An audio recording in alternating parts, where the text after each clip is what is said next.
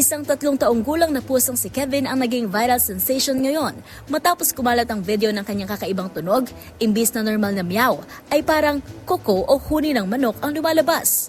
Nakuha ang video matapos maiuwi si Kevin mula sa veterinary clinic kung saan siya ay kinapon at nabigyan ng taon ng bakuna. Ayon sa kanyang may-ari, tahimik na pusa si Kevin, ngunit naging mas vocal ito matapos ang procedure.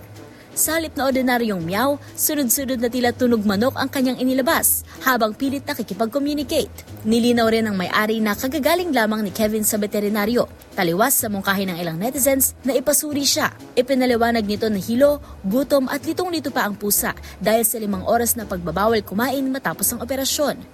Dahil hindi nito maintindihan kung bakit hindi siya pinapakain agad, naupo umano si Kevin at nagreklamo sa tanging paraang alam niya. Ang naturang video na in-upload sa Instagram account ng 7 pusa ay umabot na sa mahigit 2.1 million views, may 12,300 likes at 67,000 reactions. Para sa Deezer HTV, ito si Mili Borja, una sa Pilipinas, una sa Pilipinas.